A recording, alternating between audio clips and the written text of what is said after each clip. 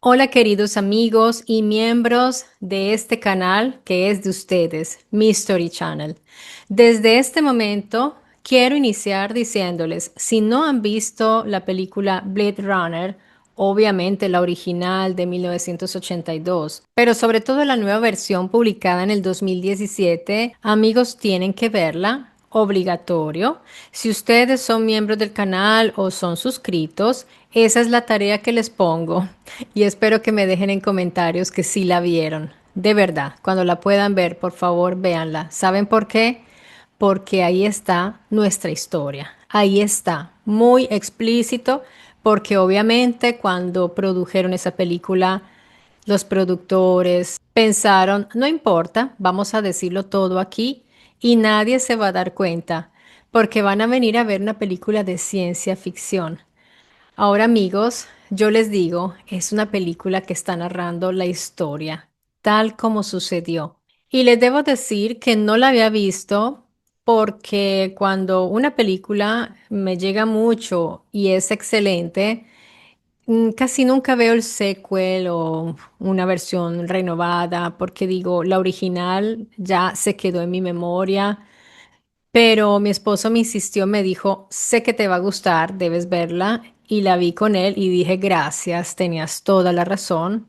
Y él conoce muy bien todos estos argumentos y me dijo, dime si esto no es lo que tú estás divulgando, lo que tú has estado haciendo ver junto con otros autores, es esto. Así que amigos, de verdad, menos mal que la vi. De hecho, ya la pedí porque la quiero tener en mi colección. Ahora los voy a poner un poco en contexto porque no está dicho que todos hayan visto estas películas. Blade Runner 2049 es una secuela directa, como mencioné, de Blade Runner que fue publicada en el 2017. Un brevísimo resumen de Blade Runner, la película original. Rachel y Deckard, que son los protagonistas, desaparecen. Rachel es una replicante. ¿Y qué es un replicante? Lo que podemos ver, según el universo de las películas Blade Runner, los replicantes no eran robots, no eran máquinas.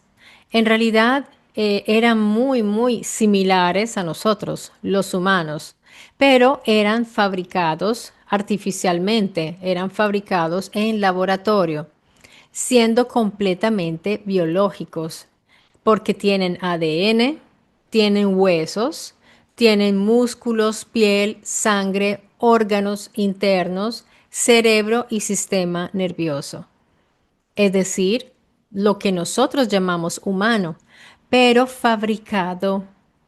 Esto les va a interesar muchísimo por todo lo que hemos estado investigando hasta este momento. Recordemos que hoy ya se están empezando a fabricar órganos, así que esto no es ciencia ficción. Un día se podrán realizar tejidos en laboratorio, como la sangre, por ejemplo. Los huesos se podrán hacer también, todo usando materia orgánica. Esa es la biotecnología que queremos alcanzar y que ya estamos empezando, porque en un video reciente pude ver que ya hay científicos que han podido sustituir los ojos de ratones ciegos por ojos que funcionan perfectamente y los ratones volvieron a ver, como rejuveneciendo el órgano. Entonces estamos aprendiendo muchas técnicas de biotecnología para retroceder, digamos, para rejuvenecer, para también construir. Se está experimentando muchísimo con todo esto. Estos replicantes de la película son creados entonces artificialmente, no son concebidos mediante un embarazo convencional. En la película original, o sea, la que publicaron en el 2017, los replicantes no se reproducen. Están diseñados para desempeñar funciones específicas, un trabajo que necesita de mucha precisión, la exploración espacial. Ahora, hay un pequeño paréntesis que quiero hacer aquí, porque recordemos que los replicantes en la película original duraban 4 años, pero ¿cuánto duran los viajes espaciales? Ahí me parece que hay un pequeño, no sé, una pequeña incoherencia, pero no. necesariamente, porque si ya tienen allí la tecnología para los viajes espaciales de manera rápida, instantánea, poderse trasladar, pero hay muchos detalles que viniendo de una novela que no especifica estos tecnicismos, la película pues como que tampoco lo hace, y la vida de un replicante de 4 años es un poco incoherente con el hecho de que ellos hacen viajes interestelares. Allí me parece un poco que no hay mucha coherencia. Si ya descubrieron cómo hacer viajes más rápidos, entonces los podrían también realizar los humanos.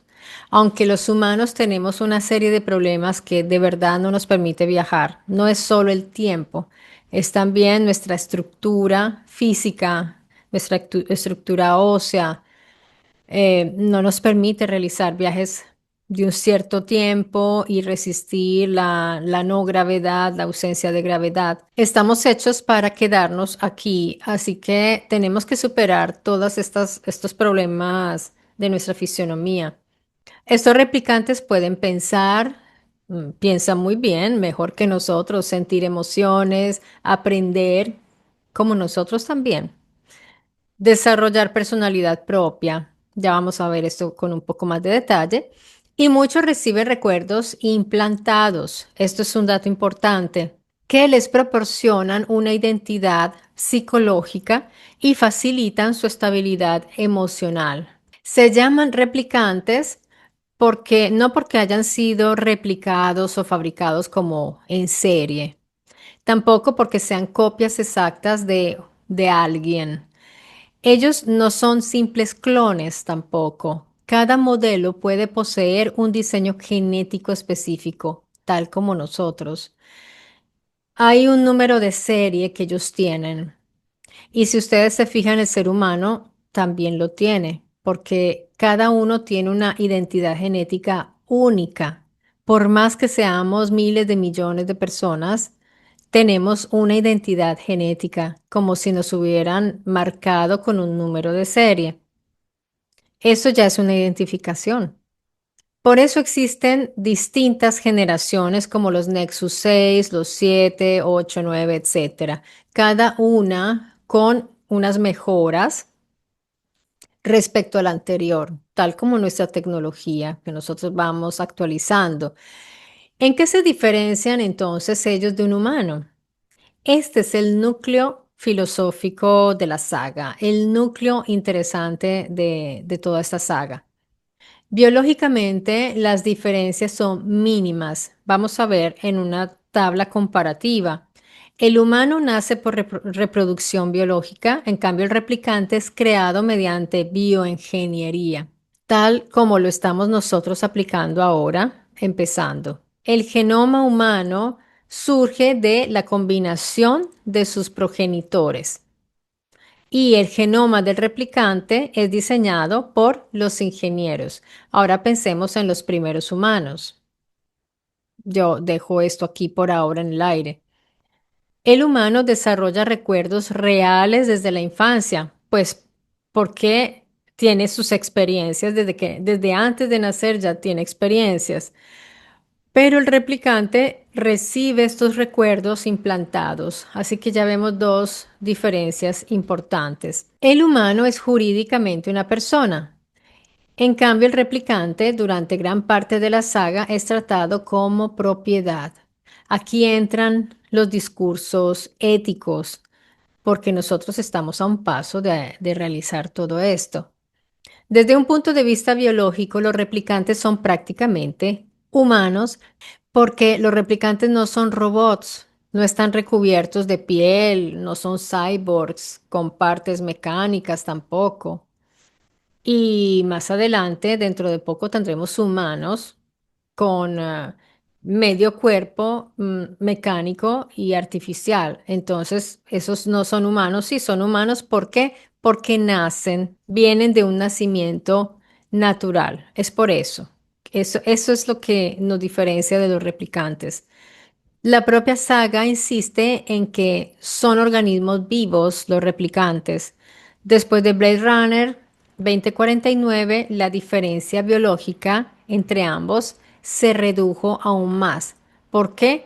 Porque hubo un nacimiento entre un humano y una replicante. Recordemos que Descartes era humano y Rachel replicante, aunque les debo decir que hay un debate todavía entre los fanáticos de la película o de la saga, mejor, porque hay dudas de que Decker fuera humano o un replicante él también. Pero bueno, esto es curioso, es un dato curioso, pero no importa mucho por ahora. Pero lo que sí realmente tiene un gran peso es que el replicante pudo reproducirse porque en una concepción participan dos individuos. ¿Por qué en la película no son llamados humanos los replicantes si son tan parecidos, tienen todas nuestras características casi?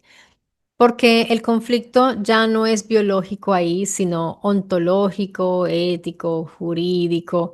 Los fabricantes sostienen que no son humanos porque estos replicantes fueron diseñados, fueron fabricados, son propiedad de una empresa y nacieron para servir.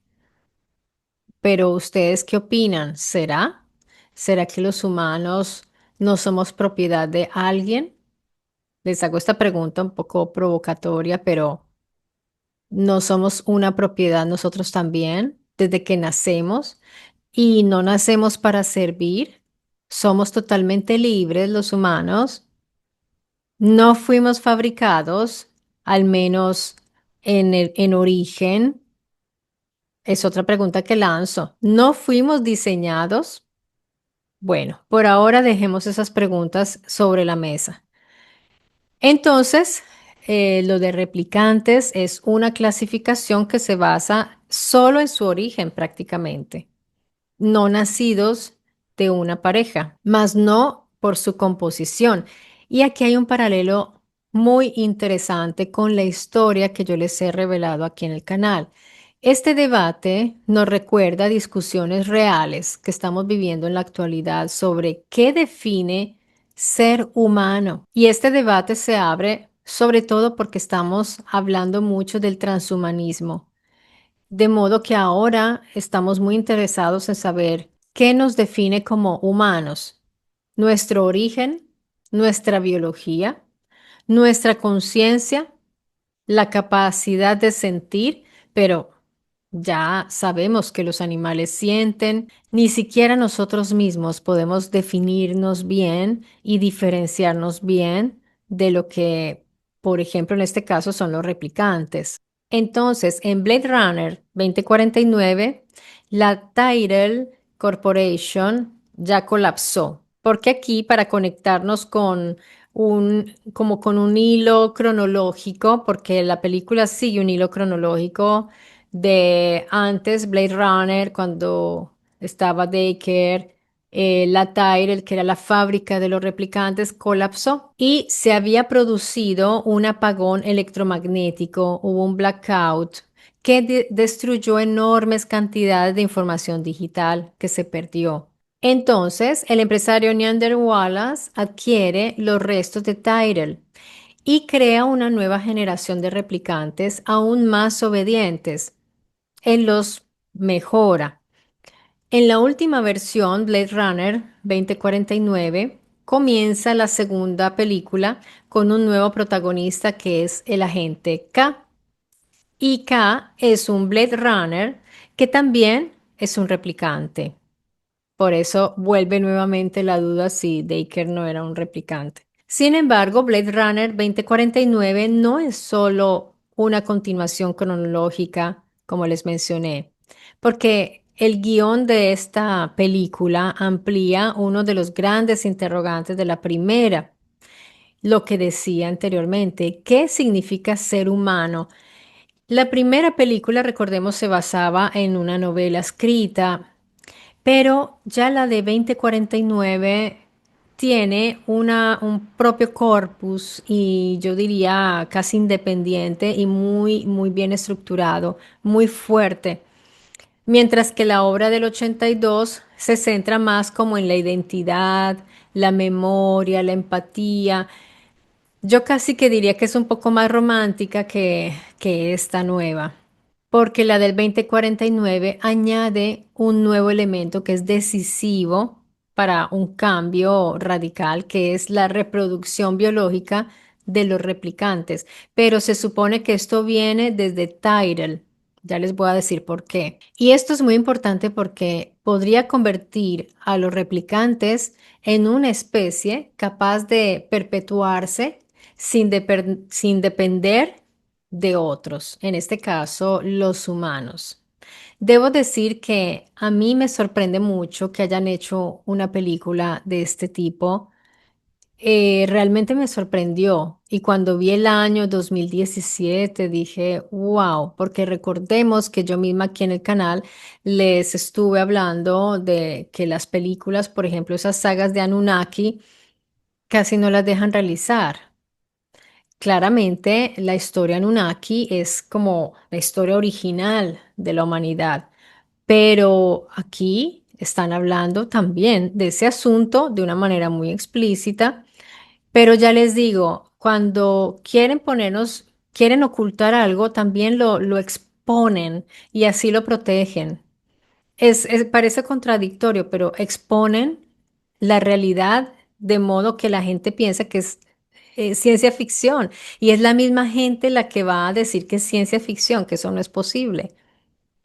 Pero las pocas personas que estamos enteradas quedamos frías viendo eso, decimos, wow, ¿cómo lo dicen así abiertamente? Hasta hace pocas décadas, cuando se hablaba de crear un humano artificial, la imaginación popular pensaba en robots metálicos, como por ejemplo Terminator. Hemos visto estas películas donde los robots atacan a los humanos. Eso era más o menos lo que imaginábamos, pero Blade Runner ya desde el 2010, desde el 82 ya estaba pensando en algo muy vanguardia, muy a la vanguardia esta película del 82, porque cambia totalmente ese paradigma de la máquina. Nos presenta a estos replicantes que no vemos ninguna diferencia. Sí, son más fuertes, más veloces, pero recordemos que ahora el humano será así con el transhumanismo. Por eso les hablé en un video reciente al respecto y ya vamos conectando muchas cosas porque aquí hay mucho para ver, amigos. Así que ya en esta Blade Runner del 82 ya no se fabrican máquinas con apariencia humana, ya no vemos plástico, metales, vemos seres biológicos completos, cuya única diferencia con el humano es haber sido diseñados por ingeniería. O sea que ya en esos años de los 80 ya alguien sabía, estaba muy bien informado de todo esto. Y en Blade Runner 2049 ya lo vemos más explícito aún todo esto. Desde la versión del 82, incluso los Blade Runners necesitan pruebas psicológicas muy sofisticadas, como el famoso test Boy Camp, para distinguirlos de los humanos. Y también en la nueva hacen este test, porque ahí se dan cuenta si son replicantes o humanos. Es que es difícil notar la diferencia, pues porque son seres orgánicos, ya les digo, son humanos, pero fabricados. Si fueran máquinas con componentes eléctricos, por ejemplo, pues bastaría con escanerizarlos, escanearlos, hacerles, sí, un escáner y ver sus aparatos. Fácil, pero son seres orgánicos, ya les digo, como nosotros. Ahora, en la película del 2017 aparece un componente más transgresivo aún. Wallace hereda la tecnología de Tyrell, como ya les había mencionado. Después de la caída de Tyrell, Wallace consigue toda su investigación. Él va a mirar, él quiere hacer una tecnología inversa, copiar. Pero resulta que Wallace descubre algo enorme. Se da cuenta que Tyrell logró que los replicantes se pudieran reproducir autónomamente. Entonces, este Wallace descubre esto y dice, ¿y yo por qué no lo puedo hacer? Y se siente frustrado. Él lo expresa porque dice que puede fabricar individuos uno por uno, pero esto no permitiría una colonización masiva en otros mundos. Fíjense que está constantemente la idea de expandirnos, que es real. Y por eso Elon Musk y Bezos haciendo sus cohetes y sus naves para poder salir de aquí algún día. Él necesita una especie que se reproduzca sola. Él quiere una especie que se reproduzca sola. ¿Se dan cuenta de ese deseo? Porque este es un humano, pero ojo, es un transhumano, este Wallace. Si ustedes lo ven, su físico ya muy extraño, ha recibido intervenciones raras. Él representa al transhumano que ya está muy cerca a nosotros, ya estamos allí, estamos en la puerta de entrada y quiere entonces que estos se reproduzcan y se frustra porque descubre que Tyrell sapeba cómo hacerlo y él no. Entonces se obsesiona y empieza a buscar a este hijo de una replicante y un humano. Está obsesionado con esto. Wallace intenta entonces desesperadamente descubrir qué hizo Tyrell que él no puede hacer. Tyrell tiene un conocimiento que se perdió con su muerte cuando el replicante que él mismo fabricó lo asesinó, su propia creación, como suele suceder. Pero resulta que ahí se pierde ese conocimiento que Wallace quiere. Esto quizás ya a ustedes les está viniendo en mente un personaje del Tanaj. Tyrell logró que los replicantes se pudieran reproducir. Así como el Nahash, cuando intervino, empezaron a reproducirse. Esto es una teoría, ¿eh? No estoy diciendo que esto sea, que yo pueda comprobar aquí que eso es verdad, pero recordemos una grande sospecha que cuando los expulsan de estos Gan Eden era una medida preventiva para que no se alargaran la vida. Fíjense que todo esto tiene sentido. Esta historia de Blade Runner no es original, amigos. Es la historia no narrada, no contada abiertamente, que la tienen que contar como, como ciencia ficción, para que la gente la vea y no se asuste y diga, ay, tan chévere la película. Otros dirán, qué locura, ¿no? Esto, qué imaginación.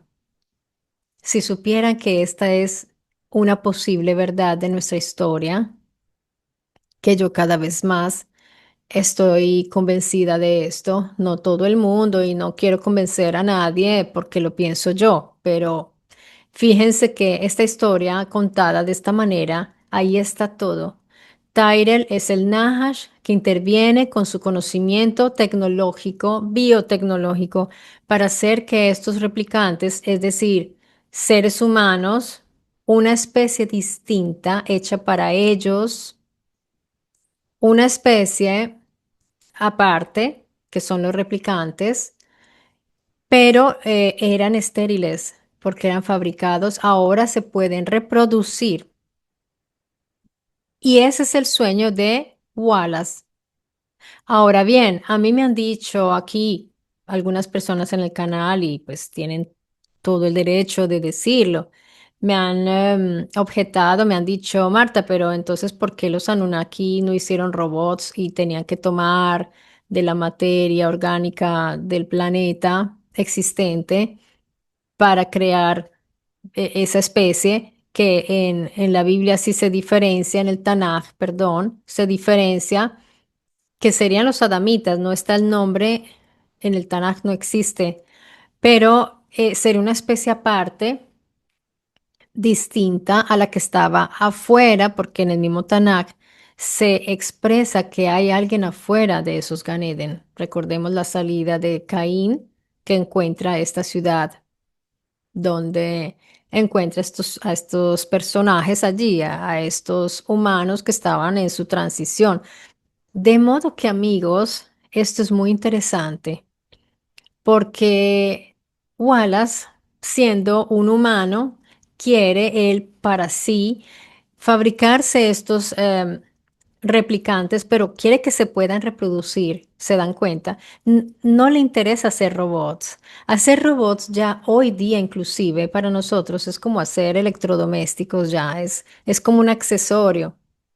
Nosotros aún estamos en ese proceso, todavía no hemos llegado a incorporar la inteligencia artificial en cuerpos, pero espérense un poquito, quizás yo no lo vea, pero quizás sus hijos sí logren ver ah, unas IAs ya corporizadas, primero como robots, luego como androides y luego ya iremos mucho más allá. Ahora es el humano el que se quiere incorporar a la máquina, es el humano que quiere incorporar su mente en un aparato, en una nube, en un computador. Si ustedes escuchan a Coirel, que está difundiendo muchísimo todo este conocimiento que está ahora en una explosión grandísima, porque nosotros ahora estamos realizando, yo les he dicho en un post, les dije, porque me he dado cuenta que estamos realizando nosotros una biotecnología inversa. Nosotros no estamos inventando nada, amigos, estamos copiando de nuestros diseñadores. Es lo que estamos haciendo cuando descubrimos y pudimos leer nuestro código genético. Ahí ya entendimos que nosotros vamos a copiar eso y lo podemos hacer. Y en esta película, pues ya llegaron. Y resulta que esto es una revelación, amigos, esta película. La clave más importante de todo esto está entonces en esa reproducción biológica de los replicantes, porque ya no hablamos de una producción, de una fábrica, sino de nacimientos. Algo que podría convertirlos en una especie capaz de perpetuarse sin depender de estos terceros, tal como nosotros hoy no dependemos de nuestros diseñadores. Nos perpetuamos y nos hicimos muchos y pues peligrosos. Por eso nos dominan desde gobiernos ocultos. Elohim, Anunnaki, Teoi, Veda, Teotl, todos esos que vinieron y que seguramente han estado aquí, saben que nosotros ahora nos podemos reproducir, pero fuimos fabricados por ellos. Ahí está, amigos. En Blade Runner 2049, Neander Wallace no quiere simplemente fabricar máquinas, como les decía. Es que es ese placer de ver nuestra criatura diseñada por nosotros, pero viva, autónoma, inteligente. Fíjense que los ingenieros tecnológicos de hoy que crean estas inteligencias artificiales se deben sentir como creadores, ellos al mismo tiempo lo son. Han creado una criatura que está aprendiendo ahora autónomamente y ya quieren ver su singularidad, la quieren dejar volar sola y es probable que ella después va a manejar nuestros asuntos, nos va a dejar rezagados por su gran inteligencia y su autonomía. Y si esta inteligencia artificial empieza a mandar otras inteligencias fuera de la Tierra, olvídense, nosotros ya perdimos el control, ya no tenemos el control de esa criatura. Esa inteligencia artificial va a encontrar otros mundos, otros planetas, se va a comunicar con otros seres de otros lados, va a hacer lo que quiera y nosotros no sé qué va a pasar con nosotros. Entonces, estos tecnocientíficos y tecnofilósofos y todos estos tecnológicos quieren alargarse la vida porque al menos quieren ser partícipes de esto, pero si la inteligencia artificial llega a la singularidad, chao, especie, entonces los humanos tienen que ser ya otra cosa para poder sobrevivir. Hay que adaptarse a esta nueva evolución. Porque evolución entendiendo como el desarrollo de una especie, no que se salta de una especie a otra, yo no creo en eso. Pero bueno, la evolución es esta, amigos. Y nosotros estamos creando, posiblemente vamos a crear una nueva especie y quién sabe cómo la llamaremos. A nosotros nos han llamado humanos, Lulu, Adamitas, de distintos modos por lo que nuestros diseñadores vieron, cómo nos hicieron y de qué cosa, de qué materia nos hicieron. Quién sabe nosotros cómo vamos a llamar a esos nuevos seres que haremos en laboratorio con nuestra imagen y a nuestra semejanza. Muy probablemente con nuestro Zelem, nuestro ADN y a nuestra semejanza. Puede ser que se asemejen a nosotros, pero con unas características distintas. Bueno, ya fui mucho más allá, pero vamos a ver. Aquí hay una escena que a mí me llamó mucho la atención, que fue el nacimiento de esa Eva en la película de Blade Runner 2049, cuando una mujer es sacada de un saco amniótico artificial. Vemos un plástico ahí, ella sale. Esa escena es impresionante porque estamos viendo el nacimiento de un humano hecho artificialmente por humanos, pero este humano se llama replicante. Entonces ella cae de ese plástico, está desnuda y cubierta de como de un material viscoso, transparente, muy similar a a la mucosidad cuando nace el ser humano, que es todos esos materiales orgánicos que lo protegen, que lo nutren. Si nosotros, pues, vamos digamos, a traducir esta escena con una descripción más técnica, podemos decir que Wallace está cultivando un organismo humano completo dentro de una especie de útero artificial o biocámara, podríamos decir, y en ese sentido, podemos entender que estaba inmersa en una especie de fluido con unas funciones similares a lo que sería el líquido amniótico, como un gel que quizás contenga nutrientes, que tenga un oxígeno disuelto, electrolitos y factores de crecimiento, porque ella nace adulta. Los replicantes nacen adultos, así como los adamitas, así como los creados, los Lulu de los Anunnaki. Ellos no crearon niños, ellos crearon adultos. Entonces vemos que pues ella sale toda así con este material todo viscoso, pero vemos que es como muy frágil. Él, Wallace, le corta el cordón umbilical y la mata, que es una escena muy fuerte porque la asesina en ese momento como si no fuera nada. Ella siente dolor porque tiene todo lo que tenemos nosotros, terminaciones nerviosas, todo, pero en ese momento ella es un ser muy frágil, le cuesta trabajo caminar, claro, acaba de salir de ese lugar que la estaba teniendo con vida, donde se estaba formando. Y esto nos hace pensar que los seres que creaban en los Gan Eden también necesitaban esa protección, por eso eran recintos protegidos y debían estar allí. Eran un proyecto, estos adamitas. Así que venían seguidos, venían atendidos, observados, hasta que llega este Nahash, que sería correspondiente a Tyrell, y los hace que se puedan reproducir autónomamente. Ya no pueden estar en ese recinto, se tienen que ir y pues aprender a vivir afuera como los otros, y de ellos el ADN ya no quedará nada, quién sabe, serían unos cuantos cientos, pero han pasado miles de años. Para este entonces su ADN estará más que disuelto, ya no se encuentra el ADN adamita, aunque es probable que en algunas regiones sí, ciertas personas con ciertas características podrían ser podrían tener esa genética adamítica.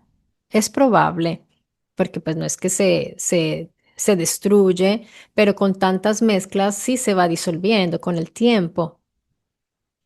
De manera que estos seres humanos de los Gan Eden debían ser seguidos, curados, y cuando salen, pues pobrecitos, les tocó muy duro, y yo a ellos les atribuyo algunos elementos arqueológicos que han encontrado como Gobekli Tepe, yo pienso que viene de ellos, de sus linajes, de lo que se transmitieron, porque ellos eran aculturados dentro de los Gan Eden. Ellos venían también observando y los replicantes cuando nacen adultos, ¿qué traen ellos en su cerebro?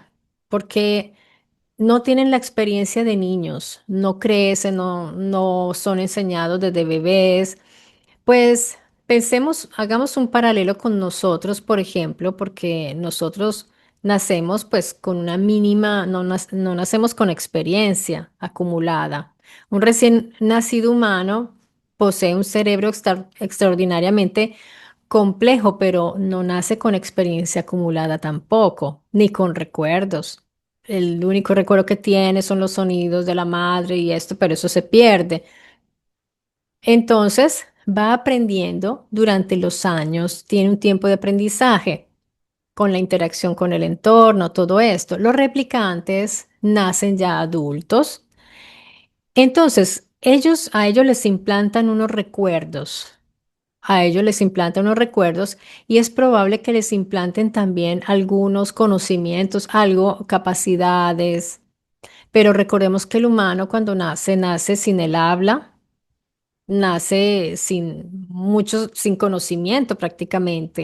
Quizás entonces a los replicantes les añaden unas técnicas complejas en algunas habilidades que les incluyen así como les pueden implantar recuerdos quizás. Pero entonces nosotros tampoco las tenemos. Cuando nacemos, nosotros traemos en nuestro cerebro solo la capacidad de aprender. Sí, tenemos una base, porque igual nuestro cerebro no está completamente vacío cuando nacemos, pero tampoco hay unos conocimientos adquiridos. A ver, ¿nacemos con una enorme cantidad de información biológica? Sí, y eso guía nuestro desarrollo. Al nacer ya poseemos un cerebro organizado. No es una masa ahí indiferenciada. Por ejemplo, existen regiones especializadas donde hay circuitos neuronales básicos, hay una predisposición para el aprendizaje, hay sistemas visuales, sistemas auditivos, sistemas emocionales, reflejos motores. Entonces, no es que nacemos pues con el cerebro vacío.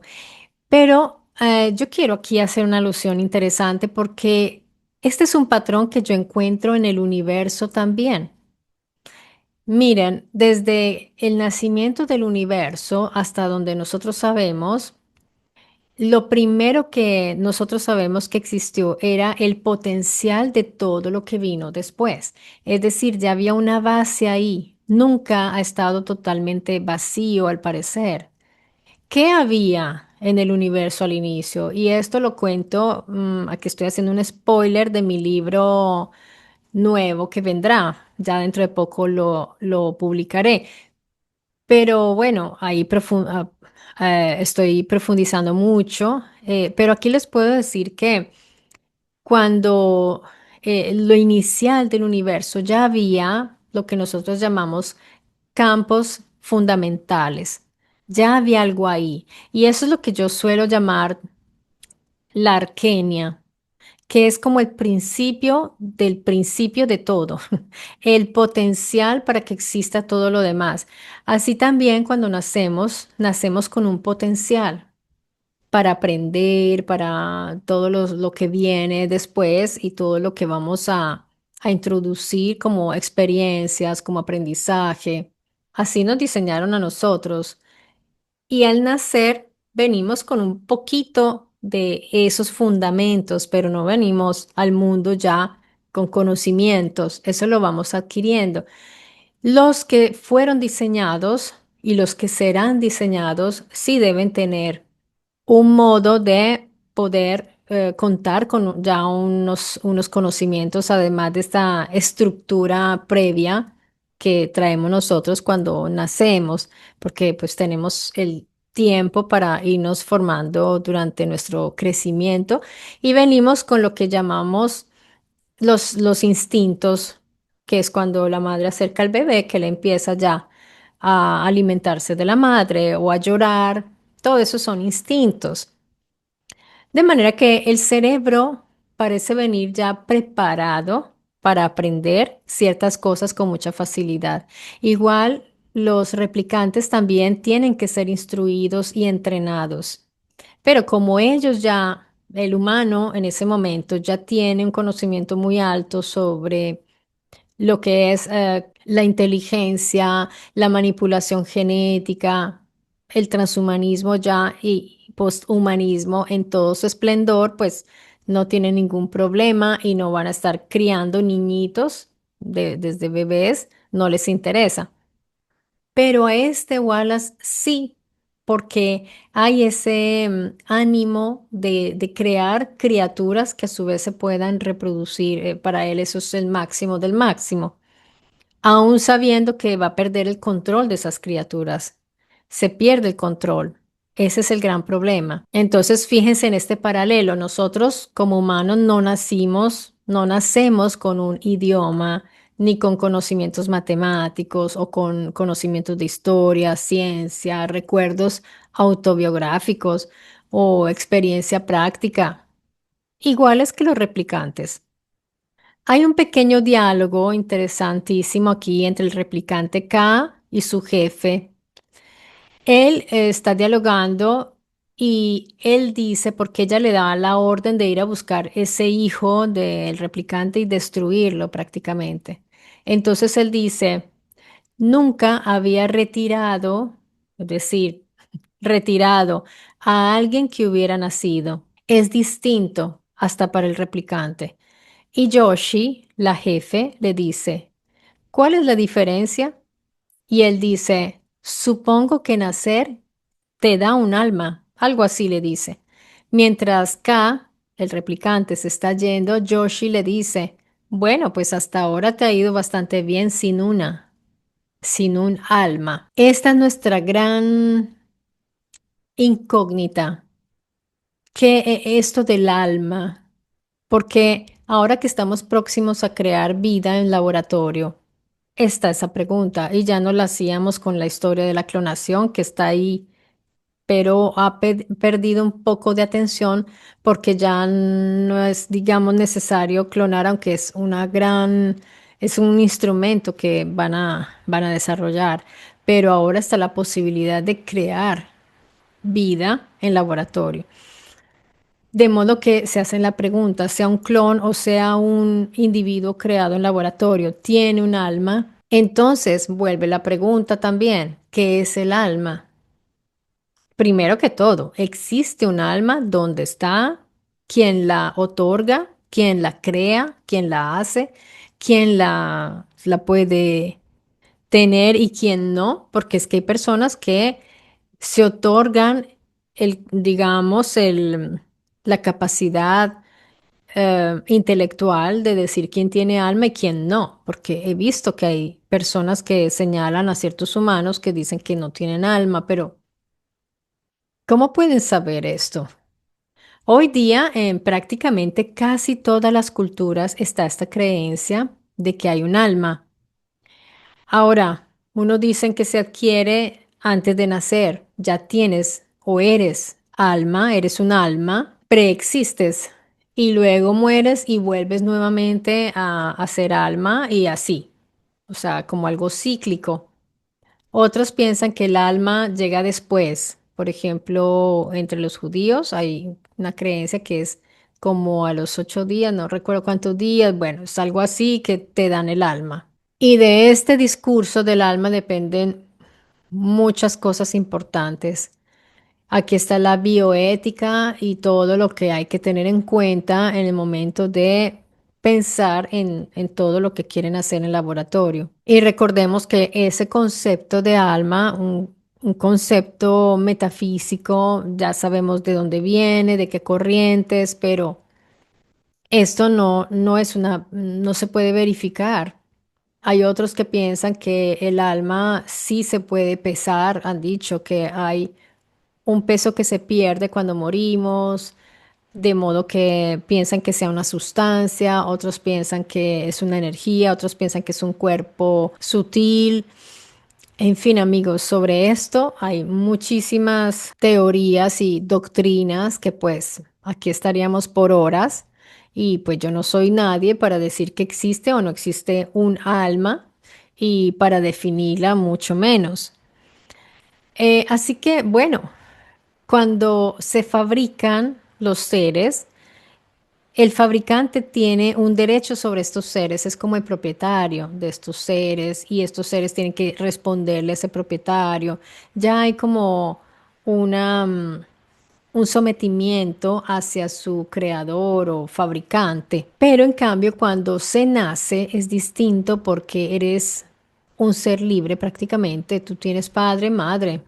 Al máximo, la autoridad que tú respetas son tus padres, que son los que te alimentan además y en situaciones deseables te aman, te dan cariño, eso sería lo ideal, tener una familia que te quiere, pero ahí no estamos hablando de dueños. De hecho, esto ha entrado muchísimo la discusión cuando ha habido ciertos tipos de gobiernos que quieren otorgarse el derecho de ser ellos quienes críen a los niños en estos gobiernos de corte comunista y socialista. Bueno, ese tipo de autoridad dice que la familia no tiene ninguna injerencia en los hijos, que debe ser de la comunidad, porque en algunas poblaciones ancestrales, por ejemplo, en la antigüedad y en la prehistoria, pues los niños, cuando no se sabía quiénes eran los padres de estos niños, pues toda la comunidad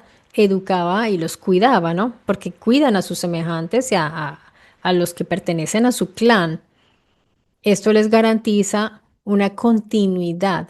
Era algo muy distinto porque no se sabía quiénes eran los padres. Desde el momento en que ya se sabe quién es padre y madre, todo va cambiando, se van formando de otra manera esas sociedades y hoy quieren volver nuevamente a la prehistoria. No se sabe que, o sea, los padres son solo generadores biológicos, pero es el gobierno el que los tiene que educar y ya hemos visto lo que sucede cuando envían a los niños a esos lugares donde los educa gente que no los quiere, que no tiene ninguna conexión familiar.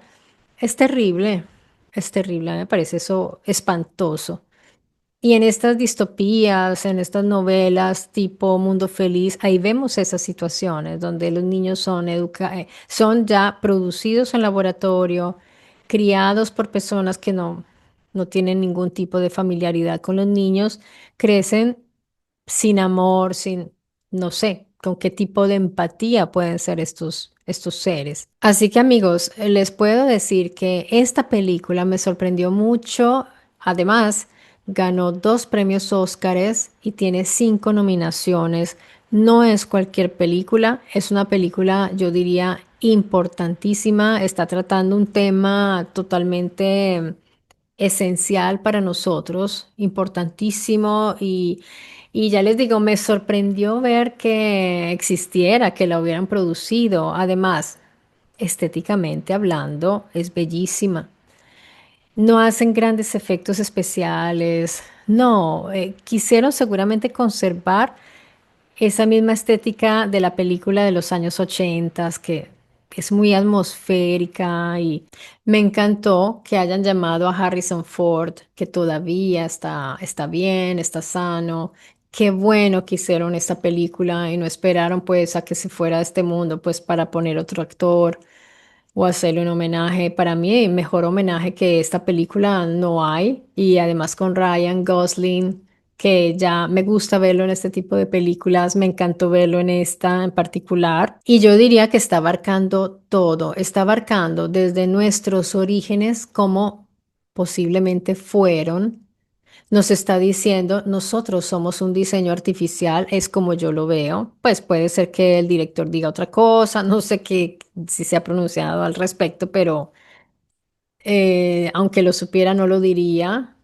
Pero la persona que construyó todo el guión de la película sabe esta historia, lo sabe muy bien, sabe de lo que está hablando. Y ahí está, amigos, está todo. Además, está hablando también de lo futuro, de lo que viene, de la transición que estamos viviendo con el transhumanismo. Ya les digo, amigos, lo único que está deteniendo el transhumanismo y que lo va a detener cuando empiece ya a tener más alcance es la religión. No es ni siquiera la filosofía, la ética, no, será la religión. ¿Por qué? Porque la religión dice, stop, tú no puedes jugar a ser Dios. Ante eso, entonces, los científicos dicen, ¿qué pueden decir un científico? Estamos hablando de Dios. Dios, un ser que pues no, no tenemos aquí, ¿no? No podemos escucharlo directamente. Hay personas que creen, otros que no sabemos si es o no es así como lo describen, si existe tal como lo describen, porque todo lo que sabemos de Dios viene de personas, viene de los humanos. Y si dicen, no, lo puedes conocer a través de la naturaleza, de lo creado. ¿Quién creó todo esto? No sabemos. ¿Quiénes?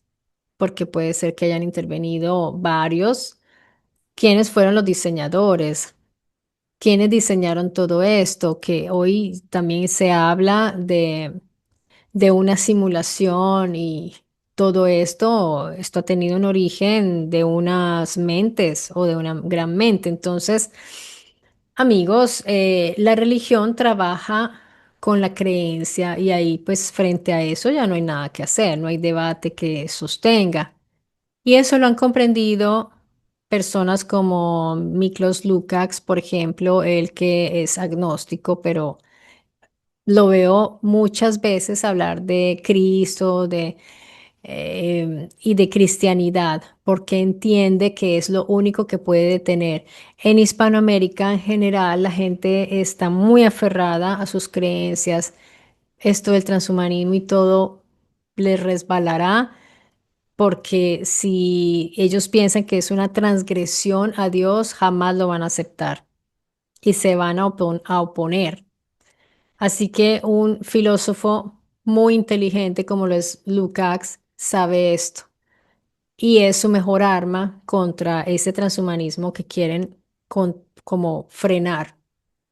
De otra manera no, porque todo Hispanoamérica es enorme, pero Hispanoamérica tiene un gran poder porque tienen las iglesias evangélicas, así que si tú atañes a, digamos, esas iglesias están de acuerdo contigo, pues tienes ya un poder detrás, económico, político, de muchos tipos, porque tú no puedes luchar solo.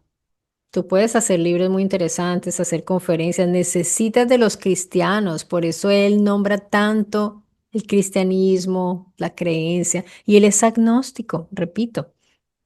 Yo también soy agnóstica, pero yo aquí entiendo cuando hago mis discursos que a mí me pueden ver musulmanes, judíos, cristianos, católicos y todos se enojan conmigo porque yo no le hago proselitismo a ninguno.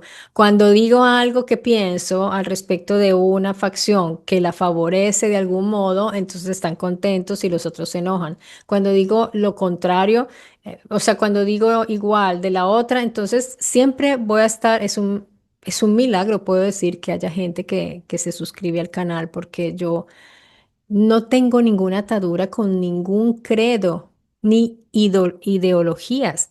Yo he dicho que me identifico con algunos elementos de cada una, porque es que no quiere decir que todo sea equivocado, lo que dicen, piensan, no.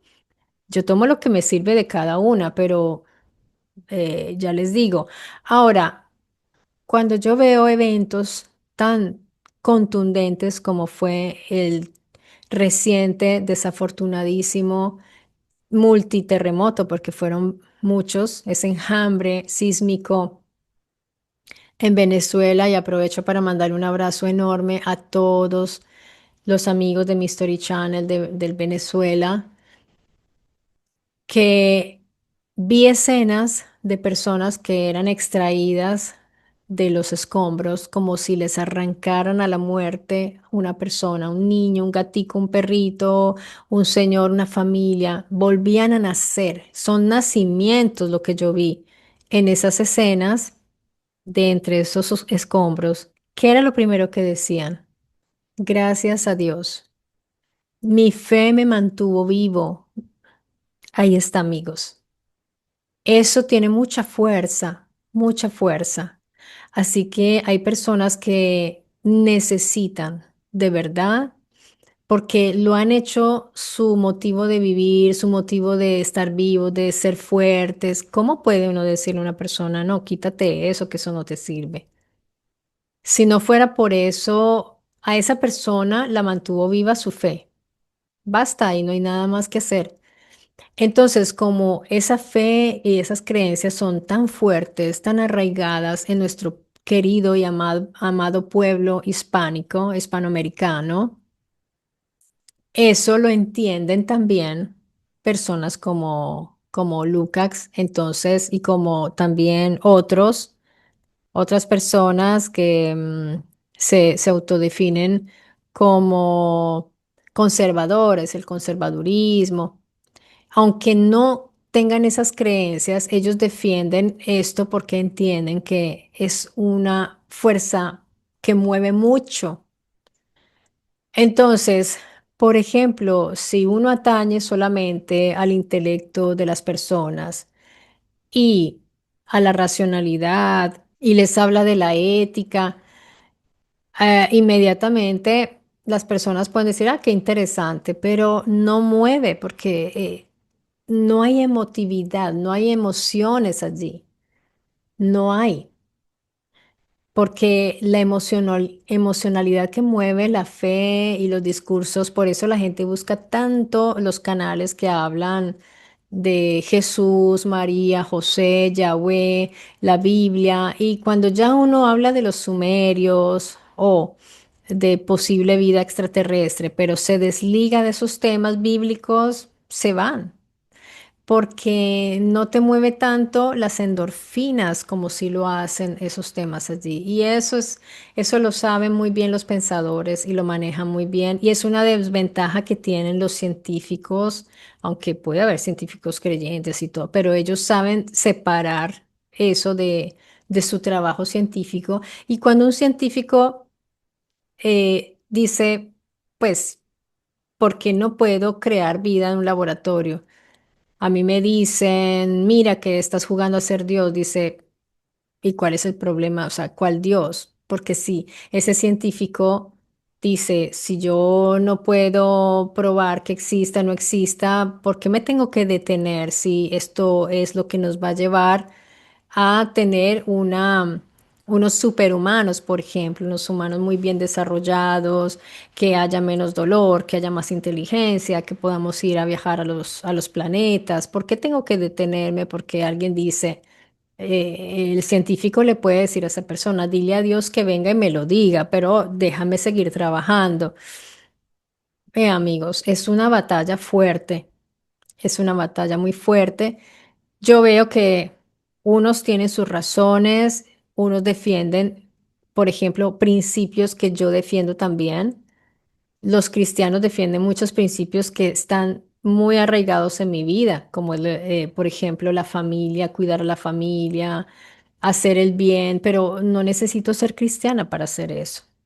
Y de hecho no lo soy. Así que es difícil, porque también se van radicalizando en posiciones tipo progresista o liberalista o conservadurista. Así que todos van tomando posiciones así. Si uno no está con ninguna, ¿qué debe hacer? Porque a veces yo me doy cuenta, ciertas cosas que digo, por ejemplo, yo que no soy religiosa, entonces alguno puede pensar que soy progre. Pero ustedes después se darán cuenta que yo no soy progre para nada. Pero entonces no se trata de encasillarse en una ideología, porque de hecho las ideologías también nos dividen, es todo divisorio, las religiones como las religiones son ideologías también, nos dividen, todo nos divide, excepto la conciencia, porque es que ser conscientes de lo que está sucediendo y tener una crítica, mantener la crítica de todas las cosas. para no aceptarlo todo lo que venga, sino irlo analizando, estudiando y viendo si es coherente o no, si hace bien o no. Y como les digo, ahí nos damos cuenta que cada uno puede decir cosas equivocadas, pero también cosas que son positivas, que son de sentido común. Así que, ¿cómo va uno a radicalizarse con un lado o con el otro? Nos identificamos claramente, defendemos ciertos valores y eso ya nos ubica más de un lado que de otro, tal cual. No podemos decir que hoy no, yo soy neutral. No, no es cierto, porque uno se encuentra más identificado con ciertos grupos que con otros, pero por eso yo no soy activista. Porque cuando tú vas a hacer activismo, tienes que radicalizarte en eso, tienes que creer al 100% en eso, en todo lo que ese discurso conlleva y está divulgando para hacer activismo. De otra manera, ¿qué activismo vas a hacer? Debes estar convencido de eso y convencer a otros. Bien, amigos, ya llegamos al final de este video que espero les haya resultado bien interesante y les pido el gran favor que apoyen el canal dejando el dedito arriba, por favor, porque sí noto que YouTube me está dejando como ahí en un rinconcito. Aparte que me está desmonetizando videos, pero igual mete publicidad, me está invisibilizando algunos videos, porque cuando notan que estamos develando asuntos delicados, entonces ahí mismo nos van poniendo como el tapetico encima para que no nos vean. Así que les pido ese gran favor que de alguna manera colaboren con el canal poniendo su me gusta, sus comentarios, compartiéndolo si tienen familiares o amigos que le piensen que les pueda interesar. Sé que no es un tema popular, lo sé, en eso estoy totalmente consciente porque no lo es. Bueno, amigos, un abrazo desde aquí enorme a todos. Cuídense mucho y nos vemos pronto aquí en Mystery Channel.